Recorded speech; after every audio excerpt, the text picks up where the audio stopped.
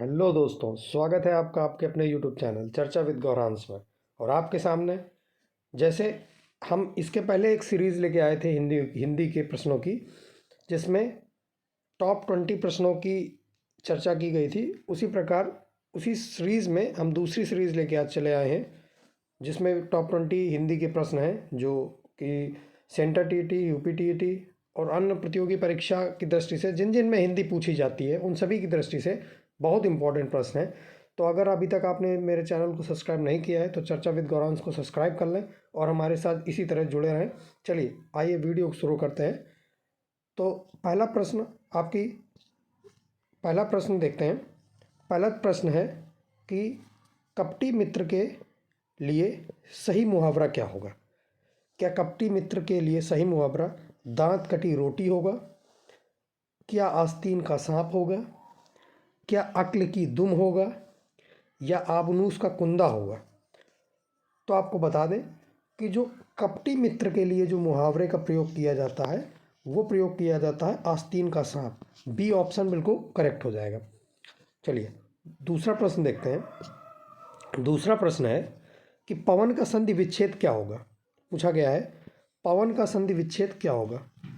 तो यहाँ पर दिया है पौ प्लस अन, एक दिया है पो प्लस अवन, सी ऑप्शन दिया है पा प्लस वन और डी ऑप्शन दिया है पा प्लस अवन। लेकिन इसमें जो है कि चारों में से हमें लग रहा है चारों ऑप्शन गलत दिए हुए हैं। इसमें होगा पो प्लस अन, पो प्लस अन इसका सही उत्तर होगा। पो प्लस अन, ये चारों ऑप्शन गलत हैं और पो प्लस अन इसका सही उत्तर हो जाएगा। पवन का संधि विच्छेद हो जाएगा। चलिए अगला प्रश्न देखते हैं। अगला प्रश्न है इत्यादि शब्द में कौन सी संधि है। पूछा गया है इत्यादि शब्द में कौन सी संधि है। क्या इत्यादि में वृद्धि संधि है, क्या यण संधि है, या गुण संधि है, कि दीर्घ संधि है। बताएं। तो इत्यादि में जो है, इत्यादि में वो आपकी यण संधि होती है, यण संधि। इसका बी ऑप्शन बिल्कुल सही हो जाएगा। अगला प्रश्न देखते हैं। अगला प्रश्न है उन्मूलन का विलोम क्या है। उन्मूलन शब्द का विलोम पूछा गया है। क्या उन्मूलन का विलोम होता है उत्थान, क्या उत्कर्ष, क्या अवनति, या रोपण।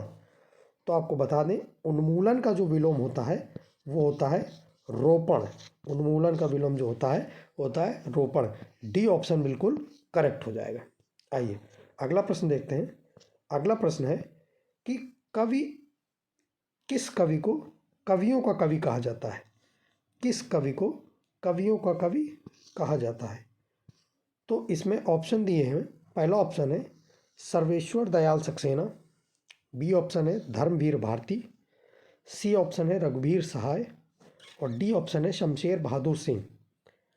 तो इसका जो कवियों का कवि जिसको कहा जाता है वो है शमशेर बहादुर सिंह, यानी डी ऑप्शन बिल्कुल करेक्ट हो जाएगा। आइए अगला प्रश्न देखते हैं। अगला प्रश्न है कि हिंदी का पहला पत्र कौन सा है, यानी हिंदी का पहला पत्र है।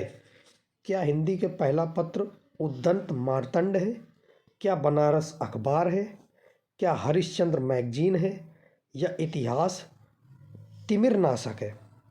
तो आपको बता दें कि हिंदी का जो पहला पत्र है वो उद्दंत मार्तंड है। ए ऑप्शन आपका बिल्कुल सही हो जाएगा। अगला प्रश्न देखते हैं। अगला प्रश्न है प्रेम सागर किसकी रचना है। प्रेम सागर किसकी रचना है। क्या प्रेम सागर सदल मिश्र की है, या सूरदास की है, कि लल्लू लाल जी की है, कि मुंशी सदा सुखलाल जी की है। तो आपको बता दें जो प्रेम सागर रचना है वो आपकी लल्लू लाल जी की है, यानी सी ऑप्शन बिल्कुल करेक्ट हो जाएगा। अगला प्रश्न देखते हैं। अगला प्रश्न है घा का उच्चारण स्थान क्या है। घा का उच्चारण स्थान क्या है। तो आपने पढ़ा होगा अकुह विसर्जन नाम कंठा, जिसमें कु के अंतर्गत का कंठ्य ध्वनियाँ आती हैं, जिसमें का, खा, गा, घा ये और अंगा ये आते हैं। ठीक है, ये तो अनुनासिक हो जाता है। घा जो है वो आपका कंठे के अंतर्गत आएगा और इसका ऑप्शन डी ऑप्शन बिल्कुल करेक्ट हो जाएगा। इसका डी ऑप्शन बिल्कुल करेक्ट हो जाएगा। अगला प्रश्न देखते हैं। अगला प्रश्न है कि कारक के कितने भेद होते हैं? आपसे कारक के भेद पूछे गए हैं। क्या कारक के 8 भेद होते हैं? क्या 7 भेद होते हैं?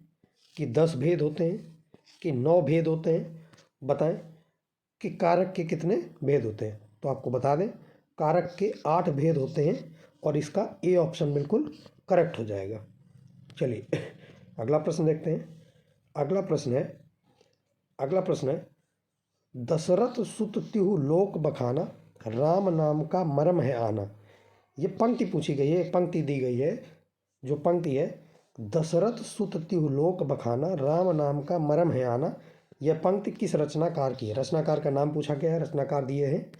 क्या कबीरदास जी की है, कि केशवदास जी की है, कि तुलसीदास जी की है, कि सूरदास जी की है? तो आपको बता दें कि ये जो पंक्ति है ये आपकी कबीरदास जी की है। ए ऑप्शन आपका बिल्कुल करेक्ट हो जाएगा। अगला प्रश्न देखते हैं। अगला प्रश्न है अनुपम का पर्यायवाची शब्द है। पूछा गया अनुपम का पर्यायवाची शब्द क्या है? आपसे अनुपम का पर्यायवाची शब्द पूछा गया है और ए ऑप्शन दिया है अद्वितीय, बी ऑप्शन दिया है स्वर्गीय, सी ऑप्शन दिया है पार्थिव और डी ऑप्शन दिया है लौकिक। तो बताएं कि अद्वितीय का अनुपम का पर्यायवाची शब्द क्या हो जाएगा? तो अनुपम का पर्यायवाची शब्द अद्वितीय हो जाएगा और ए ऑप्शन इसका बिल्कुल करेक्ट हो जाएगा। चलिए अगला प्रश्न देखते हैं। अगला प्रश्न है कि काशी नगरी प्रचारणी सभा की स्थापना किस वर्ष हुई थी? काशी नागरी प्रचारणी सभा की स्थापना किस वर्ष हुई थी? क्या 1900 में हुई थी, कि 1893 में हुई थी, कि 1905 में हुई थी या 1903 में हुई थी? तो आपको बता दें कि काशी नगरी प्रचारणी सभा की जो स्थापना है वो आपकी 1893 में की गई थी और बी ऑप्शन इसका बिल्कुल करेक्ट हो जाएगा। चलिए अगला प्रश्न देखते हैं। अगला प्रश्न है आधुनिक हिंदी साहित्य की पहली आत्मकथा के लेखक कौन माने जाते हैं? आधुनिक हिंदी साहित्य की पहली आत्मकथा के लेखक कौन माने जाते हैं? ए ऑप्शन दिया है क्या जयशंकर प्रसाद माने जाते हैं, बी ऑप्शन दिया है क्या हरिवंश राय बच्चन जी माने जाते हैं, सी ऑप्शन दिया है क्या देवेंद्र सत्यार्थी माने जाते हैं और डी ऑप्शन दिया है क्या बाबू श्याम सुंदर दास जी माने जाते हैं? तो आपको बता दें जो पहली साहित्य की पहली आत्मकथा के जो लेखक हैं वो आपके हरिवंश राय बच्चन जी माने जाते हैं, जिनकी रचनाएं मधु कलश, मधुशाला और निशा निमंत्रण ये सारी हरिवंश राय बच्चन की ही रचनाएं। चलिए अगला प्रश्न देखते हैं। अगला प्रश्न है चिंतामणि किसका निबंध संग्रह है? पूछा गया है चिंतामणि किसका निबंध संग्रह है? क्या हजारी प्रसाद द्विवेदी जी का है, क्या श्याम सुंदर दास जी का है, क्या बाल मुकुंद गुप्त का है, क्या रामचंद्र शुक्ल जी का है? तो आपको बता दें कि इसका जो सही उत्तर है वो डी ऑप्शन बिल्कुल सही हो जाएगा। चिंतामणि एक प्रसिद्ध रचना है जो कि रामचंद्र शुक्ल जी की है। ऑप्शन नंबर डी आपका बिल्कुल करेक्ट हो जाएगा। अगला प्रश्न देखते हैं। अगला प्रश्न है मीन का पर्यायवाची शब्द क्या है? मीन का पर्यायवाची शब्द आपसे पूछा गया है। क्या मीन का पर्यायवाची मत्स्य होता है, क्या शिखी होता है, क्या शापक होता है, क्या विभावरी होता है? आपको बताना है कि मीन का पर्यायवाची शब्द क्या है। तो आपको बता दें मीन का जो पर्यायवाची शब्द है वो मत्स्य होता है, जो कि ए ऑप्शन आपका बिल्कुल करेक्ट है। ए ऑप्शन आपका बिल्कुल करेक्ट है। चलिए अगला प्रश्न देखते हैं। अगला प्रश्न पूछा गया है कि कवि का स्त्रीलिंग क्या होगा? कवि का स्त्रीलिंग क्या होगा? कभी कभी एक शुद्ध वर्तनी में भी बहुत इंपॉर्टेंट पूछ लिया जाता है कि कवियत्री शुद्ध कैसे लिखा जाता है। तो इसमें कई प्रकार से कवित्री लिखा है जो कि गलत है, आप देखेंगे।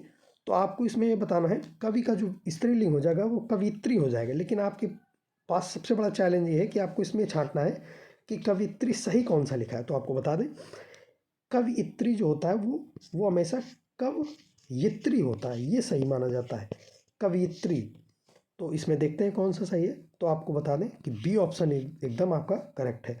कवि का जो स्त्रीलिंग हो जाएगा वो बी यानी कवयित्री, ये सही हो जाएगा। चलिए अगला प्रश्न देखते हैं। अगला प्रश्न है पराजय में उपसर्ग पूछा गया है। बहुत ए ऑप्शन दिया है क्या पराजय में जो उपसर्ग है वो आ है, क्या प्रा है, क्या परी है, क्या परा है? तो आपको बता दें उपसर्ग वो शब्द होते हैं जो शब्द के से जो पहले आते हैं और जुड़कर बनते हैं। तो आपको बता दें पराजय में जो उपसर्ग होगा वो आपका डी ऑप्शन सही हो जाएगा। इसमें परा उपसर्ग है, परा। डी ऑप्शन बिल्कुल सही हो जाएगा। अगला प्रश्न देखते हैं। अगला प्रश्न वही उपसर्ग से ही पूछा गया है, उपसर्ग से ही पूछा गया है। और अगला इसमें पूछा गया है कि अपमान में उपसर्ग कौन सा है। अपमान में उपसर्ग पूछा गया है, तो क्या अपमान में अति उपसर्ग है, क्या अव उपसर्ग है, क्या उप उपसर्ग है, क्या अप उपसर्ग है। तो आपको बताना है अपमान में कौन सा उपसर्ग है। तो आपको बता दें अपमान में अप उपसर्ग है। डी ऑप्शन बिल्कुल सही हो जाएगा। चलिए अगला प्रश्न देखते हैं। और अगला प्रश्न है सर्वनाम के कितने भेद हैं, पूछा गया है। सर्वनाम के कितने भेद हैं। तो पहला ऑप्शन दिया है क्या सर्वनाम के 4 भेद हैं, क्या 8 भेद हैं, क्या 7 भेद हैं, या 6 भेद हैं। तो आपको बताना है कि सर्वनाम के कितने भेद हैं। तो आपको बता दें सर्वनाम के जो हैं वो 6 भेद होते हैं। 6 भेद हैं सर्वनाम के। डी ऑप्शन बिल्कुल सही हो जाएगा। इसमें 6 भेद होते हैं। पुरुष, निश्चय, पुरुषवाचक, निश्चयवाचक, निश्चय अनिश्चय, पुरुष निश्चय अनिश्चय, निज, संबंध, पुरुष निश्चय अनिश्चय, संबंध और प्रश्न। ये 6 पुरुषवाचक, निश्चयवाचक, अनिश्चयवाचक, निजवाचक, संबंधवाचक और प्रश्नवाचक, ये 6 प्रकार के सर्वनाम होते हैं। और डी ऑप्शन आपका बिल्कुल सही हो जाएगा। चलिए अगला प्रश्न देखते हैं। अगला प्रश्न है हिंदी किस लिपि में लिखी जाती है। क्या हिंदी को खरोष्टी में लिखा जाता है, क्या हिंदी को गुरुमुखी में लिखा जाता है, क्या हिंदी को देवनागरी में लिखा जाता है, या फिर ब्राह्मी में लिखा जाता है।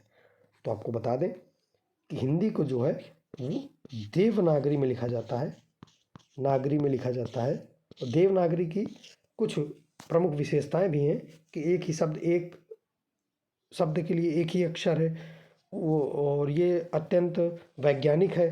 कई प्रकार की विशेषताएं हैं। तो आपको बता दें इसका सी ऑप्शन बिल्कुल करेक्ट हो जाएगा। हिंदी को देवनागरी लिपि में लिखा जाता है। चलिए अगला प्रश्न देखते हैं। और यहीं हमारी जो है इसकी टॉप 20 की सीरीज़ ख़त्म हो जाती है। टॉप 20 की जो सीरीज़ है वो हमारी यहाँ पर ख़त्म हो जाती है। और आपने आज भी उसी प्रकार देखा जैसा कि इसके पहले एक प्रैक्टिस सेट आ चुका है, ये दूसरा प्रैक्टिस सेट है। और आगे भी आपको कंटिन्यू मिलता रहेगा। जो लोग यूपी टीटी, सेंटर टीटी और सुपर टीटी या अन्य प्रतियोगी परीक्षाएं जिनमें भी हिंदी आती है उसकी तैयारी कर रहे हैं वो मेरे चैनल में जुड़ सकते हैं। अगर आपको वीडियो पसंद आया है तो वीडियो को लाइक करें, चैनल को सब्सक्राइब कर लें ताकि आगे, और नोटिफिकेशन बेल को भी दबा लें ताकि आगे जो हम वीडियो बनाएंगे उसका नोटिफिकेशन आपको तुरंत मिल जाएगा और हमारे साथ आप कंटिन्यू कर सकते हैं। अगर आपको वीडियो पसंद आया हो तो कृपया लाइक करें और चैनल को सब्सक्राइब करें। Thank you.